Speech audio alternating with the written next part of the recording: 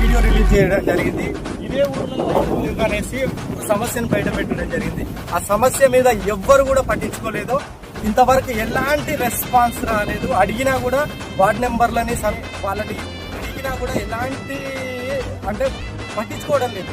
ఎందుకో అర్థం కావట్లేదు. చదువుకున్న యువత ఈ గ్రామంలో లేరా అని నేను అడుగుతూ ఉంటాను. ముందుగా ఒక తుఫాన్ హెచ్చరిక జారీ చేస్తున్నా. ఈ సమస్య గురించి చెప్పినందుకు గాను ఈ ఊరి గ్రూప్ లో రిమూవ్ చేయడం జరిగింది. ఆ వీడియో కూడా నేను అప్లోడ్ చేయడం జరిగింది. ఇదే రకంగా లైట్ల గురించి కూడా ఈ సమస్య కూడా చెప్పడం జరిగింది. నేను ఒక భారత పౌరుడిగా ఒక సమస్యని చెప్పే హక్కు నాకు లేదా అని నేను అడుగుతూ ఉన్నా కదా. మన భారత రాజ్యాంగాన్ని డాక్టర్ బిఆర్ అంబేద్కర్ గారు రాసింది.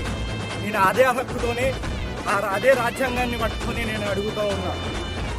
సమస్యను ఎదిరించేవాడు లేకపోతే బెదిరించేవాడిది రాజ్యం అవుతుంది. పరంగా నడుచుకోవడం మన హక్కు, అది తెలుసుకోవాలి. చాలా వరకు నేను ఇంతగానం చెప్పినా కూడా మీరు పట్టించుకోకపోతే ఇది నేను ప్రాసెస్ ప్రకారమే రావాలనుకుంటున్నా. ఎంపీడీఓ గారిని కలవాలనుకుంటున్నా. నెక్స్ట్ వచ్చేసి ఎంఆర్ఓని కలుస్తా. నెక్స్ట్ వీళ్ళు కూడా ఈ సమస్యని ముందుకు తీసుకెళ్ళకపోతే డైరెక్ట్ కలెక్టర్ కాడికి పోవడం జరుగుతుంది.